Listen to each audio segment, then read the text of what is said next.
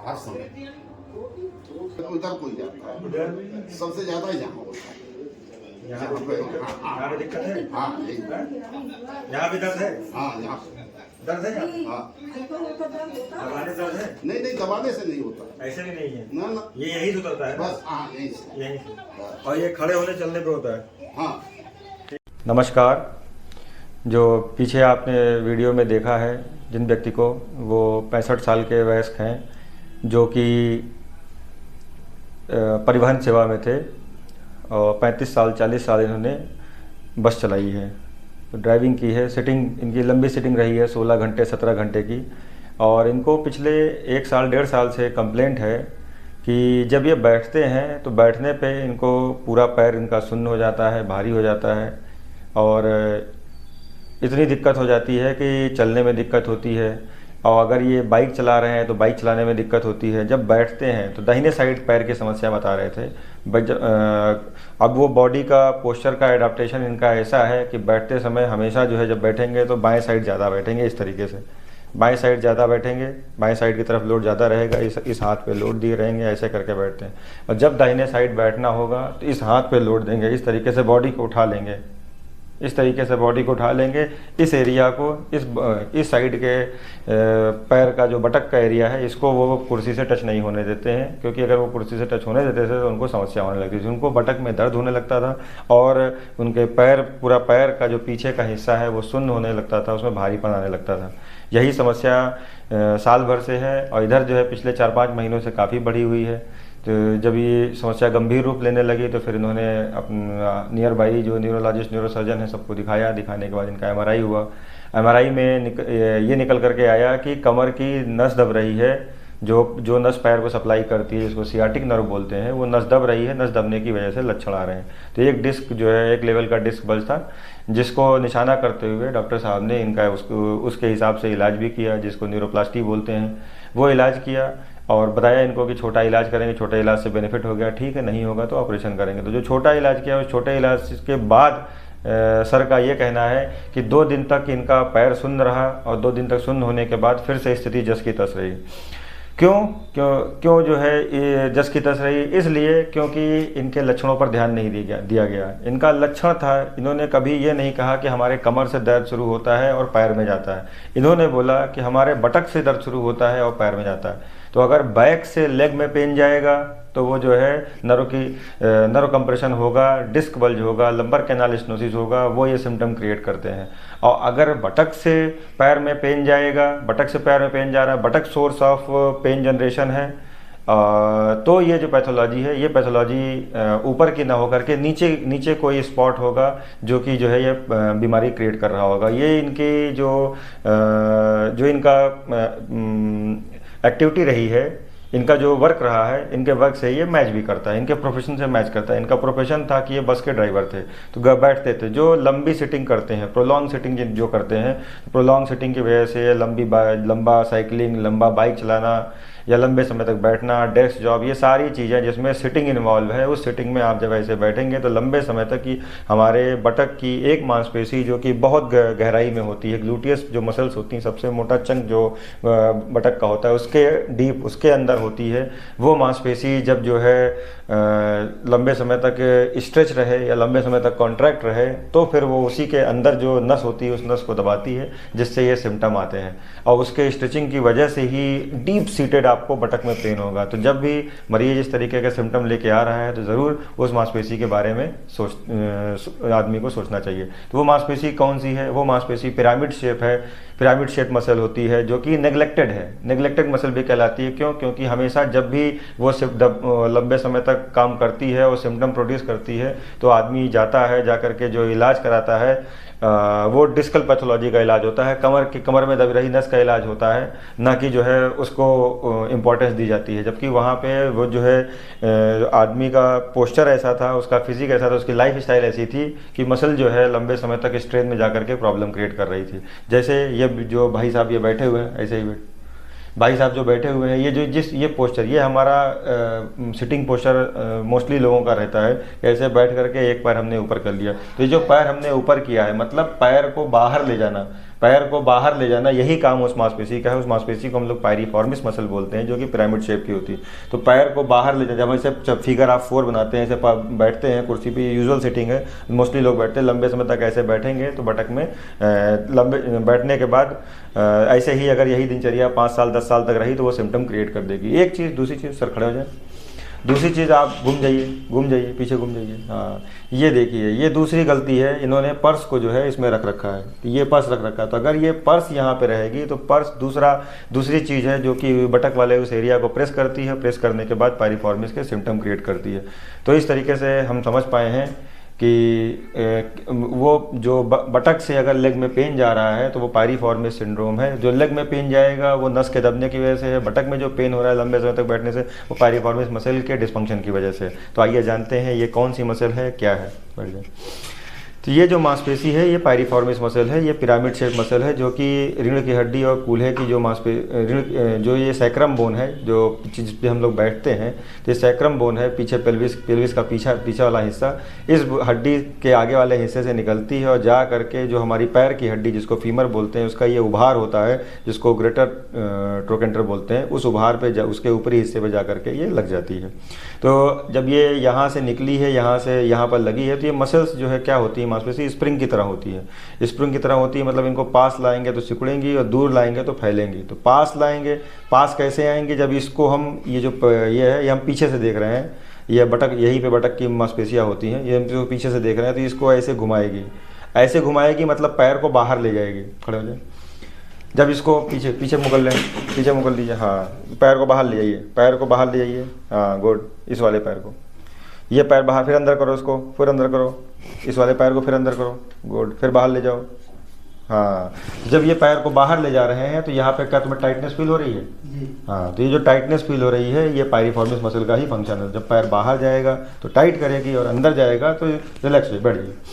तो ये इसी मांसपेशी का फंक्शन है। और देखिए, यहीं पे ध्यान से देखिए, तो इसी जो मांसपेशी के नीचे से ये पीला स्ट्रक्चर होता हुआ जा रहा है, ये जो पीला स्ट्रक्चर है, जो पीला तार जा रहा है, यही तार जो है सियाटिक नर्व है। क्या देख रहे हैं आप कि ये इस तरफ से यहाँ से निकल रहा है, निकल करके मांसपेशी के नीचे से होता हुआ जा रहा है। मतलब ये मांसपेशी और हड्डी के बीच में अगर कोई चीज़ आ रही है तो वो सियाटिक नर्व है। यही सियाटिक नर्व जब लंबे समय तक बैठते हैं, जो भी आदमी अगर इस तरीके की कंप्लेन कर रहा है कि सर हम जो है, जब हमने 35 साल 40 साल बैठ के काम किया है और आज की डेट में हमको क्या हो रहा है कि हमको जो है बैठने पर दर्द हो रहा है, मतलब कंडीशन ऐसी कि बाइक चलाने में समस्या हो रही। कह रहे हैं कि अगर मैं जो है सर 100 मीटर 200 मीटर बाइक चला लूँ तो पैर इतना सुन्न हो जाता है कि मैं जो है उस पैर पे खड़ा नहीं हो सकता हूँ, मुझे बाइक गिर जाती है, बाइक को मैं संभाल नहीं पाता हूँ क्योंकि अपना शरीर नहीं संभाल पा रहा हूँ। तो इतने सिम्टम क्रिएट कर सकती है अगर वो अपने सीवियर स्टेज में जाती है। तो यही है वो पायरिफॉर्मिस मसल जो कि ये सिम्टम पैदा कर रही है।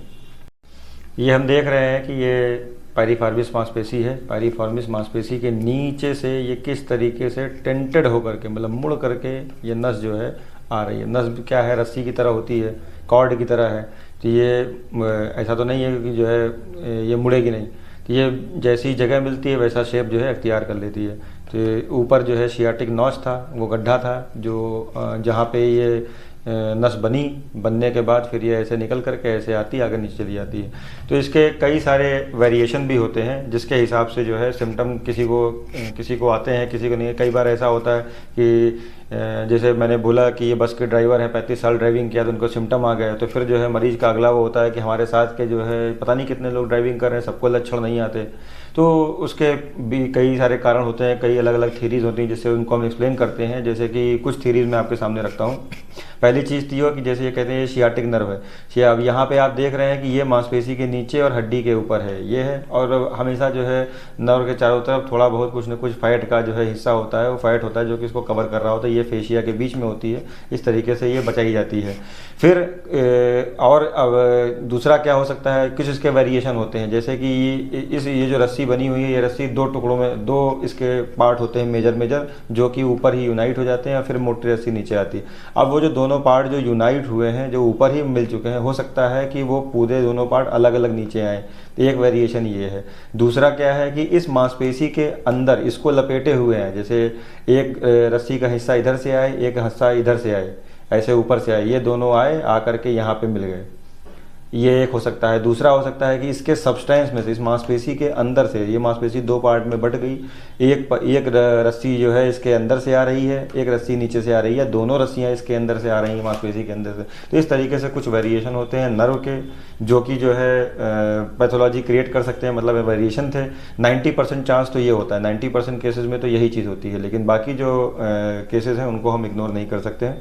और इसके बाद जो दूसरी चीज़, ये मांसपेशी कुछ, ये तो नस के वेरिएशन है, दूसरा मांसपेशी कुछ वेरिएशन होते हैं, जैसे मांसपेशी अकेले निकली, लेकिन ये अकेली मांसपेशी तो है नहीं, इधर से कई सारी मांसपेशियाँ आई हैं जो कि इसमें जुड़ी हैं, पैर में जुड़ी हैं, और उनका सबका काम यही है पैर को मूवमेंट करना, पैर को बाहर करना, पैर को कूल्हे से फ्लेक्स करना, ये सारे जो है इनके काम है, पीछे की तरफ पैर को ले जाना। तो अब ये जो मांसपेशी है, ये डीप की मांसपेशी है, ये ऊपर की अगल बगल की जो मांसपेशी उनके साथ यूनाइट कर सकती है। तो जैसे एक के साथ यूनाइट कर गई, नीचे वाली के साथ, या ऊपर की जो ग्लूटियस मीडियस है, बड़ा चंक है, उसके साथ यूनाइट कर गई। ऐसे 2-3 वेरिएशन होते हैं। तो जिन वेरिएशन के हिसाब से चूँकि बॉडी की डिज़ाइन ही अलग है, अंदर ही एनाटॉमिकल वेरिएशन है, उसकी वजह से भी सिम्टम आ सकते हैं। इसके अलावा कुछ और चीज़ें कही जाती हैं लक्षण लाने के, जो कि पैथोलॉजिकल बताइए। जैसे मान लीजिए अगल बगल की जो नसें हैं, सुपीरियर यहाँ पे जो वेन्स होती हैं, वेन्स जो है उनका गुच्छा बन जाए, वेंस का गुच्छा बन जाए, जैसे टॉर्टुअस हो जाए होकर के कंप्रेस करने लगे, तो उसके लक्षण आते हैं। तो इस तरीके से कुछ चीज़ें होती हैं। या कोई ट्यूमर डेवलप हो जाए, मेटास्टेसिस हो जाए, आपने सिकाई करवा दी, रेडिएशन करा दिया, तो वो सब चीज़ें होती हैं जो कि इस एरिया को डैमेज करके मसल को कॉन्ट्रैक्ट करके लक्षण पैदा करती हैं। या तो कोई कंप्रेशन हो या फिर जो है इस तरीके से कोई वेरिएशन। पायरिफॉर्मिस सिंड्रोम के मरीजों का क्लिनिकल फीचर क्या होता है? जब वो मरीज खड़ा होगा तो खड़े होने पे जो उसके पैर का पोस्चर होगा वो आउटवर्ड फेसिंग होगा, जिस साइड पैथोलॉजी होगी उधर वो पैर को बाहर की तरफ फेस कर रहा होगा। और जब चलेगा, चलने में उसे कोई समस्या नहीं होती, कहता मैं चलने में नॉर्मल हूँ। जब मैं बैठता हूँ तो बैठने पे जो है मुझे पैर में दर्द महसूस होता है, बटक में पेन होता है, और पैर में सुन्नपन, भारीपन या खुजली ऐसी जो है कुछ ना कुछ अपनी कंप्लेन जो है करता है। तो जब लेकिन खड़े होने चलने में कोई समस्या नहीं। अगर खड़े होने चलने में समस्या होती है तो जाहिर सी बात है वो डिस्कल पैथोलॉजी। इस तरीके से हम लोग डिफ्रेंशिएट करते हैं। और ये लोग लंबे समय तक खड़े नहीं रह पाते हैं। जब ये खड़े होते हैं तो दीवार का सहारा है, कोई ना कोई सहारा लेकर के रेस्ट करने लगते हैं। रेस्ट करेंगे जब, तो पैर को जो है नॉर्मल जो है करने लगते हैं। इस तरीके से पैर अंदर की तरफ करके रिलैक्स महसूस करते हैं। और जब ये बैठते हैं तो बैठते समय इनका पोस्चर बहुत खास है। तो मतलब हम ये बताना चाहते हैं कि इंस्पेक्शन से ही हम जान सकते हैं कि जो है मरीज को कुछ ना कुछ समस्या है। जब बैठेगा तो इस तरीके से हाथ लगा करके रखेगा, जिस साइड की पैथोलॉजी होगी उस पैर पे, उस बटक पे जो है लोड नहीं देना चाहेगा। तो इस तरीके से कुछ लक्षण होते हैं जिससे हम लोग पहचान सकते हैं पायरिफॉर्मिस सिंड्रोम की पैथोलॉजी को। तो पेशेंट जब जो है उससे पूछा जाए कि उसको किस जगह पे बैठने में दर्द होता है तो वो कैसे बता रहा है, उसके बेसिस पे भी हम लोग बता सकते हैं कि उसको पायरिफॉर्मिस सिंड्रोम की पैथोलॉजी है कि नहीं है। जैसे अगर मरीज हाथ ऐसे रख के बता रहा है कि हमें यहाँ पे दर्द है, तो ये जो है फेस, जो ऊपर के कमर के छोटे जोड़ों के दर्द, छोटे जोड़ होते हैं जिनको फेसेट बोलते हैं, या यहाँ पे रीढ़ की हड्डी कूल्हे का जोड़ जिसको सैक्रोइलियक जॉइंट बोलते हैं, उसका दर्द होता है जो कि इस एरिया में इस तरीके से रेडिएट करके आता है। फिर उसके बाद हम लोग बटक को 3 पार्ट में डिवाइड कर लेते हैं, अपर बटक, मिडिल बटक और लोअर बटक। अगर अपर बटक में जो है प्रॉब्लम बता रहा है तो वो जो है क्लूनियल नर्व या उन सब की पैथोलॉजी होती है या सैक्रोइलियक जॉइंट की होती है। अगर मिडिल बटक बता रहा है तो सैक्रोइलियक जॉइंट की हो सकती है, या फिर पायरिफॉर्मिस जिसको हम लोग डिस्कशन कर रहे हैं, जो कि हमारा आज का पॉइंट ऑफ इंटरेस्ट है, उसकी पैथोलॉजी हो सकती है। अगर लोअर बटक में बता रहा है तो लोअर बटक जो क्रीज होता है, क्रीज पे बता रहा है, तो जो क्रीज वाला हिस्सा होता है वो कुछ एक नर्व होती है, posterior femoral cutaneous nerve of thigh, जो कि कंप्रेस होती है, उसकी वजह से सिम्टम आते हैं, या फिर कुछ और सिम्टम हो सकते हैं। तो अगर यहाँ पे कह रहा है कि मुझे मिडिल बटक में इस जगह पे ऐसे पिन पॉइंट जो है बता रहा है कि यहाँ पे दर्द है, तो ये दर्द जो है हमें बताता है कि मिडिल बटक पेन ये पायरिफॉर्मिस का पैथोग्नोमोनिक है। ये उसका जो है बहुत ही एक्सक्लूसिव फीचर है कि मिडिल बटक पेन हो रहा है। लोअर बटक पेन अगर है तो वो इसशियल ट्यूबरोसिटी को बताता है। सिटिंग इंटॉलरेंस जो कि प्राइम कंप्लेंट है पायरिफॉर्मिस सिंड्रोम के मरीज़ की, तो जो कि लंबे समय तक बैठने की वजह से ही हुई। आज इतना बैठा कि अब बैठना ही नहीं चाहता। तो सिटिंग इंटॉलरेंस एक प्राइम फीचर है। इसके अलावा कुछ और भी चीज़ें हैं जो कि पायरिफॉर्मिस सिंड्रोम क्रिएट कर सकती हैं, जैसे इंट्राग्लूटियल इंजेक्शन, जो कि बहुत ही कॉमन है। कुछ दवाएं जो कि लिपिड प्रोफाइल को कम करने के लिए, उसको सही करने के लिए दी जाती हैं, जो इनको स्टैटिन ग्रुप बोला जाता है। स्टैटिन अगर जो है चल रही है मरीज में तो उसमें किसी भी मसल की पैथोलॉजी हो सकती है, उसमें पायरिफॉर्मिस भी आती है। इंट्राग्लूटियल इंजेक्शन का एक बहुत इंटरेस्टिंग केस हमारे पास आया था, जो कि किसी डॉक्टर साहब की मदर थी, 55-60 साल की उम्र की थी, और कुछ उनको पैथोलॉजी डायग्नोस हुई थी। ये हुआ उनका CT MRI जो भी हुआ उसमें जो है निकल के आया कि रेट्रोपेरिटोनियल सिस्ट है। तो उस सिस्ट को ट्यूमर, उसकी डिफरेंशियल डायग्नोसिस में उसमें ये ट्यूमर का भी अंदेशा हुआ। तो उसके ट्यूमर को रूल आउट करने के लिए बोन मैरो की बायोप्सी की गई। तो जो बोन मैरो की बायोप्सी की गई थी वो उसी पीछे बटक वाले हिस्से से जो इलियक क्रेस्ट है, इलियक क्रेस्ट का जो पोस्टीरियर सुपीरियर जो PSIS वाला हिस्सा है, पोस्टीरियर सुपीरियर इलियक स्पाइन का, वहाँ से जो है जा करके जमशीदी नीडल से अंदर जा करके फिर वहाँ से बोन मैरो निकाला गया था। तो ये जो प्रोसीजर उनका हुआ था, उस प्रोसीजर के बाद से 3 से 4 महीने बीत गए, और बीतने के बाद उनको उस एरिया में दर्द, बैठने पर दर्द होता है, और इस पूरे पैर में खुजली, जो कि बहुत ही वियर्ड सिम्टम था, इसीलिए मैंने बोला भी था कि खुजली प्रेजेंट करता है। तो उन्होंने कहा कि मुझे खुजली और जो कुछ झंझनाहट, खुजली जैसा महसूस होता है, इस तरीके से अपने पैर को मैं सहलाती रहती हूँ। इस तरीके का उन्होंने वियर्ड सिम्टम बताया था, जो कि अगेन इंट्राग्लूटियल इंजेक्शन, चाहे वो बायोप्सी के लिए हो या फिर जो है किसी दवा को IM इंजेक्शन के लिए दिया जाए, तो वो दोनों अगर इस एरिया में जाते हैं तो मसल और नर्व और किसी को भी इरिटेट करते हैं और सिम्टम क्रिएट कर सकते हैं। बोन मैरो जो इंजेक्शन लगा है उसी इंजेक्शन के बाद से बाद से ऐसे वजन लगे, सहारा है सब ऐसे खुजला है। तो हम जब कहिए कि भैया इस खुजला तो पहले ऐसी बात नहीं, ऐसे दर्द हल्का फुल्का फीलिंग में होता है, तके जान में हो लग रहा दर्द, ऐसे खाली खाली होता है, तो इस चिलकर नहीं रहा। तो ये सब कोई कहानी सुन कर है, वही से सही हुई, टाइम लगी। चलने पर हल्का फुल्का रही, लेकिन बैठे पर जाता चिलकर चलने पे राहत है, ज्यादा बैठे पे जब दबा थे ना ये ऐसे बैठे तभी चाहे चिलके लगी, और थोड़ा चाह जाती देर बैठ पे ये पाँव में नहीं चिलकर, ये वहाँ है खाली देंगे वहाँ ये हत्ते पे से यहाँ से जान मारते पे से। अच्छा, ये सब जो है 4 महीने ज्यादा। हाँ 4 महीने तो वही का तो इस बीमारी को पकड़ने के लिए हम लोग मरीजों का पे बटक के एरिया का अल्ट्रासाउंड कराते हैं, जिसमें पायरिफॉर्मिस मसल की थिकनेस पता करते हैं। पायरिफॉर्मिस मसल की हाइपरट्रॉफी भी एक कारण होती है, तो पायरिफॉर्मिस मसल की थिकनेस क्या है वो देखते हैं। इसके अलावा पेल्विस का MRI कराते हैं। जो पेल्विस का MRI कराएंगे उसमें पायरिफॉर्मिस मसल जो है कल्प्रिट है, या फिर इसके चारों तरफ कोई स्ट्रक्चर, नई चीज़, कोई एन्यूरिज्म, कोई ट्यूमर, या जो है वेरिकोसिटी, वेंस की वेरिकोसिटी, ये इस तरीके से कोई ना कोई चीज़ जो कि जो है नई फाइंडिंग है जो कि सिम्टम पैदा कर रही है, तो उसको रूल आउट करने के इसके साथ साथ स्पाइन का MRI का स्क्रीनिंग ज़रूर, ताकि हमें ये मालूम रहे कि हाँ ऊपर कोई पैथोलॉजी नहीं है। और EMG इलेक्ट्रोमायोग्राफी, जिसमें जो है मसल का हम लोग कॉन्ट्रैक्शन उसको पता करके उसमें कोरिलेट करते हैं, कोई एबरेंट जो है वेरिएशन तो नहीं है। अब इसमें ट्रीटमेंट सबसे पहले इसमें कंजर्वेटिव ट्रीटमेंट देते हैं। कंजर्वेटिव में हम लोग NSAID और न्यूरोपैथिक मेडिकेशंस देते हैं। इसके अलावा फिजिकल थेरेपी, उसका बहुत अच्छा रोल है उसमें, अल्ट्रासोनिक थेरेपी, इसके अलावा एक्सरसाइज एडवाइस करते हैं। और फिर पेन मेडिसिन इंटरवेंशन में हम लोग USG गाइडेड और C-आर्म गाइडेड दोनों तरीके से, मतलब बाई मॉडल अप्रोच को फॉलो करते हुए इस मसल और नर्व के पास जाते हैं। जा करके फिर सियाटिक नर्व विजुलाइज होती है, उसको देखते हैं, और फिर इसका जो दोनों का प्लेन है, इसके दोनों के प्लेन का हाइड्रो डिसेक्शन करते हैं। फिर यहाँ पे लोकल और डिपॉट स्टेरॉइड डिपॉजिट करते हैं, जिसको हम लोग piriformis muscle MIPSI, minimally invasive pain spine intervention बोलते हैं। ये प्रोसीजर करते हैं, जो कि USG C-आर्म दोनों की मदद से किया जाता है। इस प्रोसीजर करने के बाद मरीज़ को काफ़ी राहत मिल जाती है। अगर उसने 70-80% जो है रिलीफ बताया, तो हाथ के हाथ उसी समय सियाटिक नर्व का पल्स रेडियो फ्रिक्वेंसी ट्रीटमेंट भी कर देते हैं, जिससे इस बीमारी से लंबे समय तक या हमेशा के लिए निजात मिल जाती है। तो इसमें फ़िज़िकल थेरेपी का बहुत इंपॉर्टेंट रोल है। फ़िज़िकल थेरेपी में हमारे पास 2 तरीके हैं। एक तो मांसपेशी को फैलाने के, उसको स्ट्रेच करने के, दूसरा मांसपेशी को कॉन्ट्रैक्ट करने के। तो दोनों तरीके हम लोग बारी बारी से करते हैं, जिससे बीमारी में राहत मिलती है।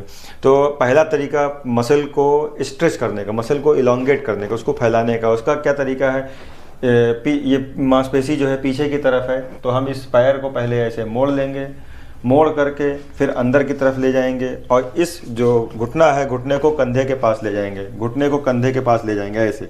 जब ऐसे ले जाएंगे तो क्या यहाँ पे तुम्हें तनाव महसूस हो रहा है? हाँ, तो यहाँ पे तनाव महसूस हो रहा है, ये हमें ऐसे करके हम खुद महसूस कर सकते हैं कि इस एरिया पे तनाव होगा। तो जिस एरिया पे तनाव हो रहा है यही पायरिफॉर्मिस का एरिया है। इस तरीके से ये मांसपेशी को हम लोग इलोंगेट करते हैं, इसको स्ट्रेच करते हैं। है कि पायरिफॉर्मिस मसल जो कि यहाँ पर है, इसको कॉन्ट्रैक्ट कैसे करें, इसको सिकोड़े कैसे। इसको सिकोड़ने के लिए इस तरीके से पेट के बल लेटना है। जब इस तरीके से पेट के बल आप लेटेंगे, जो आपका बेड है, बेड के एकदम साइड पे एक पैर आपका नीचे लटक रहा होगा। ये जो पैर तलवा है, इस तलवे को जो घुटने का क्रीज है, घुटने के क्रीज पे इस तरीके से रखिए, इसको ऐसे होल्ड कराइए। इसको होल्ड कराने के बाद बॉडी लटक रही है, पैर एकदम रिलैक्स है, पैर एकदम रिलैक्स है, एकदम सीधा है, बेड के साइड पे लेटा हुआ है। अब इस पैर को ऐसे उठाना है, अपने ही दम पे ऐसे उठाना है और फिर थोड़ी देर रोकना है, रोक करके फिर नीचे छोड़ देना है, फिर नीचे छोड़ देना है, फिर ऐसे ही उठाना है। ऐसे आप उठाएंगे, जब आप ऐसे उठाएंगे, उठाते समय आपको यहाँ पे टाइटनेस महसूस हो रही है जी। ये टाइटनेस आपको महसूस हो रही है और यही जब आप करेंगे तो आपको भी यहाँ पे कड़ापन महसूस होगा। तो ये जब कड़ापन हो रहा है मतलब हम इस हड्डी को, जो यहाँ की ये हड्डी है, इसको इसके पास ला रहे हैं। जब इसके पास ला रहे हैं तो ये मांसपेशी वर्क कर रही है, सिकुड़ रही है, स्प्रिंग की तरह सिकुड़ रही है। जब ये सिकुड़ेगी तो इसके सिकुड़ने का ही काम क्या है, कॉन्ट्रैक्शन है। तो इस तरीके से कॉन्ट्रैक्ट कर रही है, इसको रिपीट करना है। मतलब ऐसे जो है इसको ये मूवमेंट किया, कॉन्ट्रैक्ट किया, 5-10 सेकंड 15 सेकंड होल्ड किया, उसके बाद छोड़ दिया। तो ये एक तरीका है। अब ये जो हमने बताया आपको, पहले इलोंगेशन मसल को खींचना और कॉन्ट्रैक्शन मसल को सिकोड़ना। तो इलोंगेशन और कॉन्ट्रैक्शन मतलब स्ट्रेचिंग और कॉन्ट्रैक्शन, इन दोनों मूवमेंट को अल्टरनेट करना है। अगर आप खाली इलोंगेट, अगर खाली स्ट्रेचिंग कर रहे हैं तो खाली स्ट्रेचिंग के बाद भी पेन परसिस्ट करता है, मसल इलोंगेट होकर के रिलैक्स हो जाएगी तो वो बल जो है अंदर की तरफ जा करके इरिटेशन पैदा करेगा। अगर कम खाली कॉन्ट्रैक्ट कर रहे हैं तो खाली लंबे समय तक कॉन्ट्रैक्ट होने की वजह से टोनिक फेज में चली जाएगी। टोनिक फेज में जाने की वजह से ही इस तरीके से बाहर की तरफ जो खड़े होते हैं वो वाला पोस्चर आ जाएगा। तो दोनों नहीं करना है, दोनों को मिक्स करके करना है ताकि मसल न्यूट्रल पोजीशन में आए। तो मसल न्यूट्रल पोजीशन में कैसे आएगी, जब पहला जो हमने बताया इलोंगेशन का, उसको आपने 3-4 बार किया और फिर जो कॉन्ट्रैक्शन का बताया इसको 3-4 बार किया। 3-4 बार करके ऐसे ही जब 10 दिन 15 दिन करेंगे तो ये आपको रिलीफ प्रोवाइड करेगा। तो इस तरीके से हमने सारी चीज़ें आपको बताई कि इस बीमारी के लक्षण क्या हैं, कैसे इसको पहचानते हैं और कौन सी मांसपेशी है। ये MSK मस्कुलोस्केलेटल पैथोलॉजी है। तो ये मांसपेशी जो कि कल्प्रिट थी, जो दिक्कत पैदा कर रही थी, इसमें क्या क्या और बीमारियां हो सकती हैं, क्या क्या कारण हो सकते हैं और कैसे प्रेजेंटेशन करता है, फिर क्या इलाज कराते हैं और कैसे जो है फिजिकल थेरेपी करते हैं, फिजिकल थेरेपी से कैसे, दवाओं से कैसे, उसके बाद पेन मेडिसिन जो इस पे फिजिशियंस हैं, पेन स्पाइन फिजिशियन है, वो आपको कैसे बेनिफिट प्रोवाइड कर सकते हैं अपने इंटरवेंशंस के द्वारा।